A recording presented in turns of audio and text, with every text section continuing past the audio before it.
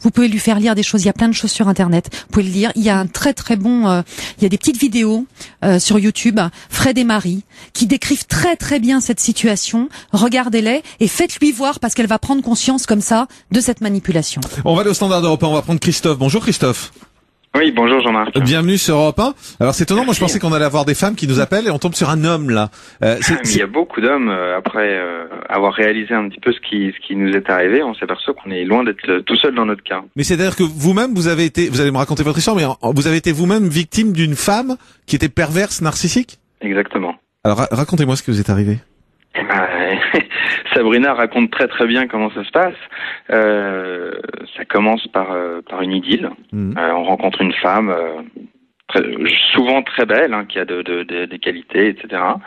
Et c'est une personne douce et on se sent heureux, transporté. Le vrai amour, mais comme on l'a rarement vécu en fait. Tout est juste parfait. Et moi, dans mon cas précis, après je sais pas si c'est dans le cas de beaucoup de gens, mais qui mettait en avant son côté fragile. De manière à, vous savez, vraiment attirer l'homme qui est en nous et de se sentir vraiment vivre. Ouais. J'ai eu d'autres relations où j'ai été amoureux, j'ai eu cette chance de rencontrer plusieurs femmes dans la vie où je suis tombé amoureux. Mais là, vraiment, c'était très fort. Et tout s'arrêtait. Donc, si vous voulez, on est vraiment focalisé sur la personne. Et petit à petit, vous devenez son sauveur un petit peu parce que elle met en avant son côté fragile, elle met en avant un peu les injustices que la vie aurait pu avoir avec elle, etc. Et vous cherchez à l'aider, en fait. Et vous devenez son Pygmalion, en fait, parce que vous êtes, elle vous fait comprendre que vous êtes très fort, que grâce à vous, vous allez pouvoir la sortir de ses difficultés et que vous prenez de l'importance et ça vous plaît. C'est très valorisant. C'est très valorisant. C'est très valorisant. C'est extrêmement valorisant. C'est ce que cherche un homme. Bien sûr. C'est être valorisé par rapport à sa femme. Et en fait, petit à petit, ça ne suit plus son cours. C'est-à-dire qu'en fait, on a l'impression de remplir le tonneau des Danaïdes. C'est-à-dire que petit à petit, on en fait de plus en plus, et de plus en plus, et de plus en plus. Et on a l'impression on remplit un puissant fond. Ça ne suffit jamais. Elle est jamais satisfaite, en fait.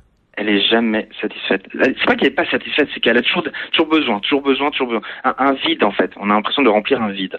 Et ça nous plaît parce qu'on se dit, si j'avais pas été là, heureusement. Et en fait, petit à petit, on s'en aperçoit pas du tout, évidemment, mais on met sa vie entre parenthèses. Et on met sa vie sociale, entre parenthèses, on met sa vie affective, entre parenthèses, puisque tout est dirigé vers la personne.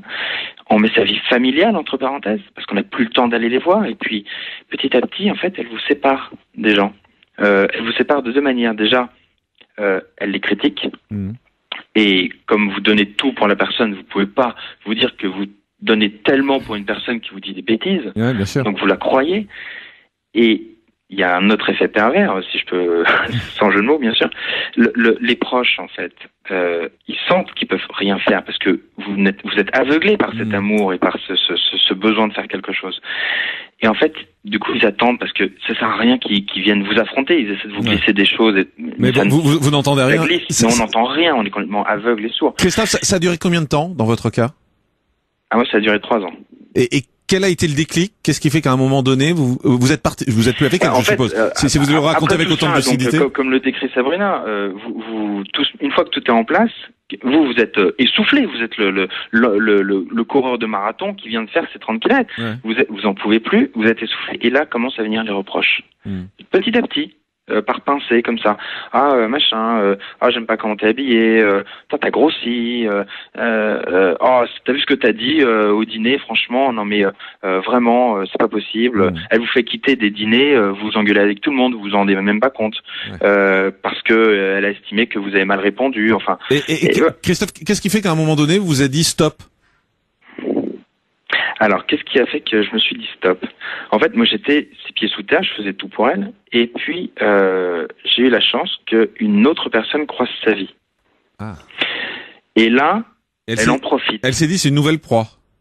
Elle saisit une nouvelle proie, exactement. J'étais la énième proie, puisque j'avais déjà entendu parler d'autres garçons qui étaient fous et perdus d'elle, déjà, avant moi.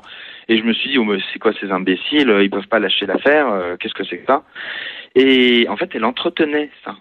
Et donc, elle rencontre une autre personne. Et là, alors là, c'est la descente aux enfers. C'est-à-dire que c'est de votre faute, c'est parce que vous n'êtes pas à la hauteur, vous êtes ceci. Et en fait, elle avait fait tout le temps ça tout au long des 3 ans. Elle avait rencontré plus ou moins des garçons sans sortir avec eux, forcément. Ouais. Et vous dire c'était sympa la soirée avec lui, on a bien bossé. Lui est mieux que toi. Ah bah complètement, mais sans vous le dire. Ouais, bien sûr. C'est jamais cash comme ça. Ouais. On a vraiment passé un bon moment. On a dîné ensemble, c'était chouette. Voilà. Merci. Et en fait, elle s'est fait prendre à son propre jeu, heureusement, parce que moi, je continuais à aller de l'avant.